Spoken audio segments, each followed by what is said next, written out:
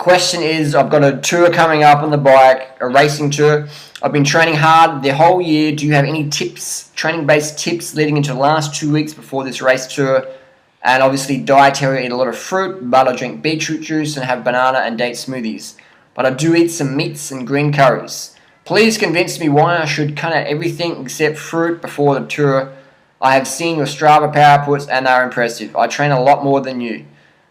Could your results also be physiological, not dietary? Because obviously not everyone will go from couch potato to pushing 540 watts. Anyways, I love the vegan lifestyle. I've tried it for a week, but I crave other foods. One day I'll convert, kind regards. So the question here, fellow cyclists, let's get the first one down. So you've got a tour coming up. Well, you've been training all year for something. 2 weeks of extra training isn't going to do anything. Like, you can't get gains in 2 weeks. In 2 weeks, you need to be doing stuff a lot longer to build up that physiological response. So training-wise, all you can do 2 weeks out is make sure you're rested for this race. Okay, you got to be rested for it. You got to be tapering off versus get to the event and be overtrained, a little bit overtrained and a bit apathetic versus undertrained a little bit and like super hungry. I'll tell you what, the main reason people do drugs is for that psychological pump, that like aggressiveness. So you always want to be a little bit undertrained and hungry for the win versus a little bit overtrained and a bit apathetic, like, oh, that's the break, maybe it will come back later on, blah, blah, blah. So that's what you want to do. You want to be tapering off those last 2 weeks. Maybe drop it down to 200 Ks a week. Max. 200 Ks a week, just pedaling around, maybe do a few Strava segments here and there. But obviously, if you're racing at level, you're going to know what to do. But that would be my tip, is 2 week taper for this race. So you get there fresh and fucking hungry to dominate and hungry to suffer. Next question was, I eat a lot of fruit, blah, blah, blah. Please convince me why I should cut out everything except fruit before the tour. Well, fruit's got to be your best, but I'll tell you what, if you're traveling around eating just fruit, you might limit your caloric intake, your glycogen resynthesis every day. So you'll come to the race day, you might be eating healthy, but you haven't been eating enough, so you're not going to have enough glycogen synthesis, so your power's going to be dropping. So you want to be eating at least 10 grams of carbs per kilo body weight per day. Otherwise, you're not going to be able to get the power you need to push the pedals to your genetic potential naturally. Why should you cut everything but fruit? Well, I wouldn't say cut everything but fruit, because vegetables are good. It's all about if you can get enough calories. I'm not sure where you live, but I've been to places where you couldn't get enough fruit. When I cycled from Adelaide to Perth, I couldn't get enough fruit. I'm obviously going to stay vegan because that's what means a lot to me, ethical, health-wise, everything else-wise. But I couldn't get enough fruit, so I was living on cornflakes with water and jam, bread, vegan bread with Vegemite on there and peanut butter. And that was okay. Obviously, I would have preferred the fruit because fruit is fucking high-performance fruit. It's sort of like riding your bike and it's really sunny, and you got your preferred glasses that don't let the wind in, they sit on your head good, they don't fall off. You can't get those glasses, so you pick up some cheap, crappy things that still do the job. You can still ride into the horizon of the sun. It's not getting the glare, it's not dangerous. You can actually see where you're going because it's not too sunny. So if that makes sense, so you still want to get your carbs in. I found one of these on the side of the road. It's a wrapper. The wrapper is very common. So it's just it's sugar. Dextro Energy Sports Nutrition. These retail about $6 in Australia. How many grams of carbs we've got in here? So it's 113 calories, so it's going to be about 25-30 grams. 28 grams of carbs per one of these, alright? $6, 28 grams of carbs. Then you got your organic dates. We buy them by the fucking box, man. Buy them by the box from the wholesalers. 28 grams is probably about the same as 2 dates. So this is going to be lighter. It's going to be easy to use race fuel. Obviously, you take the pits out beforehand. Just close them back up again. Try and roll them up. And they might get a little bit sticky in Jersey, but it's fine. And just, whack them in your mouth. Fucking around one of these, pulling the cap off. This is like, how do you do that? Reaching the Jersey, put a date in your mouth, already taking the seat out before you start your race. Fucking easy. But let's just say I was in a race and I ran out of dates for whatever reason. And 10 carb rolls up with these. Would I use them? Definitely. They're vegan. They're vegan. But I'm going to prefer real food. You need sugar. There's no getting around it. There's no getting around it. You need sugar. You need a fructose lot of sugar every day. A fuckload of sugar every day. That's what you need. Fructose, glucose, sucrose. You need sugar. No sugar, no power. No power. Doesn't matter about protein and fat. You take carbohydrates out of a bodybuilder's diet, they're weak as piss. All the steroids, all the protein powders, creatine, all that shit. Take the carbs out, poof, dead. Take carbohydrates, have a cyclist diet. Look what happened to Lance or Contador when they ran out of sugar on one of the big stages and the climbs. Done. All the drugs in the world, all the training, all the technology, everything in the world. Take sugar out, boom, it's finished, done. Sugar is the most important thing when it comes to food. The most important thing. So you can cut everything out. But if you don't get enough calories, enough carbohydrate calories, you're shagged. You're shagged.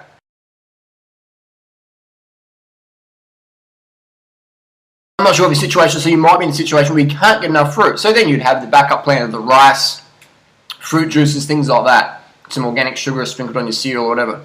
But fruit's always going to be the best. But again, the biggest problem with fruit is finding it. We live in a society that doesn't want people eating fruit. Because when you're a fruit eater, your consciousness starts shifting. It might sound all hippy-whippy woo-wah, but it's true. You start seeing things in a different way that you've never seen before. Whoever orchestrates society doesn't want people seeing the truth in society. They want people stuck in this meaningless pursuit of meaningless material items that we get, everyone else judges us based on our acquisition of this crap. What car do you drive? What's your postcode? Is that Rolex this year's model or is it 2 years old? Just meaningless crap like that. That's what people will get conditioned into. I've seen it, man. I've seen the most material people get into the raw food lifestyle and just start just downsizing. Hang on, this gold watch doesn't mean fucking anything. I worked my ass off to get this piece of crap. People learn quickly. So, but getting back to the question, it's all about carbohydrates. It's all about carbohydrates. Why can I put out so many watts with so little training? I'm not putting out 540, by the way. I mean, maybe for a minute, but 65 kilos for 15 minutes, maybe 350 watts. So it's all about power to weight, watts per kilo versus 1,000 watts or 200 watts. It's watts per kilo is what matters. So why am I putting out such a high watts per kilo? One, I'm always fucking carved up. Always full glycogen. Every ride I do, full glycogen from eating 10 grams of carbs per kilo body weight per day. And anything over an hour, 1 gram of carb per kilo body weight per day. I'll have that below in the description, have a little block of text there. So I'm always got full glycogen. I'm always hydrated. I never get thirsty. Ever get thirsty. Never get thirsty. Drink at least 2, 3, 5 litres of water a day. Drink at night time if I need to. I have water by my bed. If my mouth's a bit dry, sip the water. Never thirsty. Never dry. Ever. And I'm pissing in a bottle at night time. So I'm just... The garden loves me. The garden loves me. The nitrogen I put back in the soil, plants love it. Thirdly, I'm always getting enough sleep. I'm always going to bed getting to sleep. I don't have children. I work behind the computer. I'm self-employed behind 70 hours a week. So I set my own hours. I go to bed early, percent of the time of the year. Sometimes I have late nights, but it's pretty rare. More when I'm traveling, I have late nights. So I'm always carved up, always hydrated, always getting early nights. When you stack that up, your body's just like ready to roll. Ready to roll. So that's how I can do so little training, but put out such a high watts per kilo. Because I'm taking care of my basic physiological needs. Everyone focuses on doing mega miles or whatever, which is cool, but they're not eating enough, not sleeping enough, not eating enough carbohydrates, they're not getting enough water, not getting enough early nights. So they just don't get the best out of themselves. And they're thinking, I've got to do more training. It's like, no, you need to do less training and realise that training isn't just about on the bike. Training is eating enough carbohydrates. Training is eating low fat. Training is eating low sodium, so not carrying extra 4 kilos of water bloat up the freaking climb. That's another video in itself. So it's I could talk for hours on this one. But I do so well in so little training because I cheat. I'm a fucking lazy fucker, man. I am the laziest cyclist around. Ask anyone who I ride with. I'm always sitting on the back. I'm always sitting on the back, man. Always sit on the back with some excuse, like I'm the laziest cyclist around. I eat well, so I don't have to push so hard. That's just, I eat well so I can get Strava KOMs easily. But if I was like a junior, man, and you know, I'm not talented, man. When I was 17, I'd catch the bus versus ride my bike to school. People were, oh, it must have been a far distance. It was only about 1.5 kilometers from my house to my school. So when I was 17, I was catching the bus.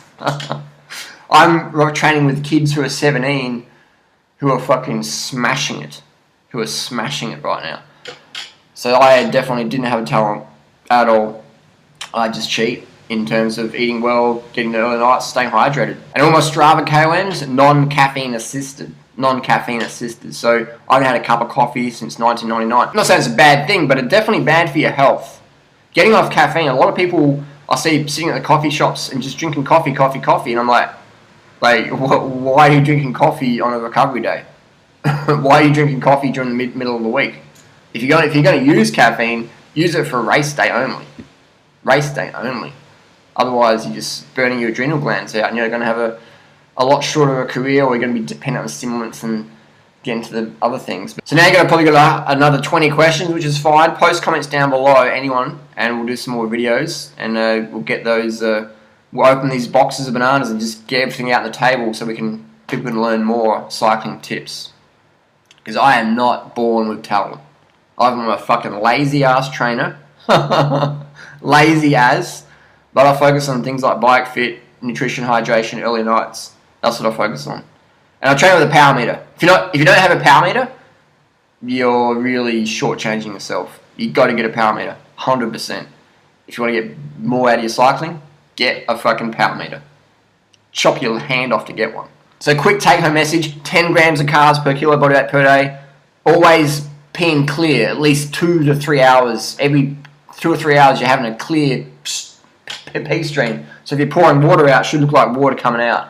If it's yellow or straw, you drink more. Early nights, get to bed at least 7, 8, 9 p.m. every night, man. If you can't sleep, that's okay. Just lay there, relax, chill. Rest is as important as sleep. Just laying back and just closing your eyes and just chilling out. You don't have to sleep. Just rest. You need to rest. And that's my 3 tips dietary. Get a power meter, get a proper bike fit, mark it with a liquid paper pen so it's not slipping down. Taper off for big races. And that's it. And it's, like I said, it's always better to be a bit undertrained and hungry versus a little bit overtrained and apathetic. Very important. Can't the fuck up. Want to learn more? Hit the subscribe button. We'll see you soon.